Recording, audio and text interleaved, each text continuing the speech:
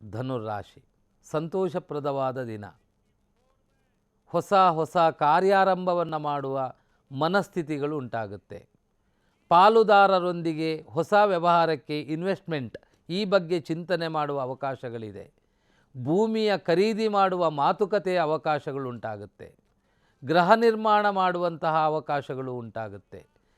ವ್ಯಾಸಂಗದಲ್ಲಿ ಒಳ್ಳೆಯ ಉನ್ನತ ಸ್ಥಾನಮಾನ ಪಡೆದುಕೊಳ್ಳುವ ಅವಕಾಶಗಳು ಚೆನ್ನಾಗಿದೆ. ಬಹುತೇಕವಾಗಿ ಧನುರಾಶಿಯವರಿಗೆ ಈ ದಿನ ಒಳ್ಳೆಯ ಶುಭ ಫಲಗಳು ಉಂಟಾಗುತ್ತೆ.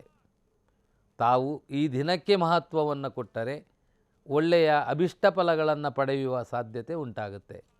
ತಾವು ನಾರಸಿಂಹದೇವರ ಪ್ರಾರ್ಥನೆ ಮಾಡುವುದು ಒಳ್ಳೆಯದು. ಹಾಗೆಯೇ ನಾಗದೇವರ ಪ್ರಾರ್ಥನೆ ಮಾಡುವುದು ಒಳ್ಳೆಯದು. ಮಕರ ರಾಶಿ, ಈ ರಾಶಿಯವರಾದ ತಾವು ಈ ದಿನ ಅನಿರೀಕ್ಷಿತವಾಗಿ ವಿವಾದಗಳೇಳುವಂತಹ ಸಾಧ್ಯತೆ ಇದೆ.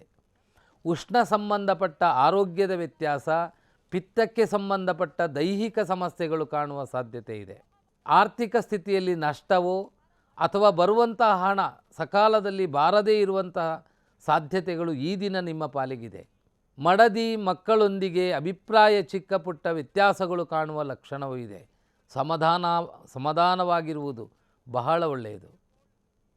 ವಿವಾದಕ್ಕೆ ಮಹತ್ವ ಕೊಡದೇ ಇದ್ದರೆ ಮಕರ ರಾಶಿಯವರಿಗೆ ವ್ಯಾಪಾರದಲ್ಲಿ, ವೈಯಕ್ತಿಕದಲ್ಲಿ ಮತ್ತು ಅಭಿವೃದ್ಧಿಯ ವಿಚಾರದಲ್ಲಿ ಶುಭವನ್ನು ಪಡೆದುಕೊಳ್ಳುವ ಸಾಧ್ಯತೆ ಇದೆ.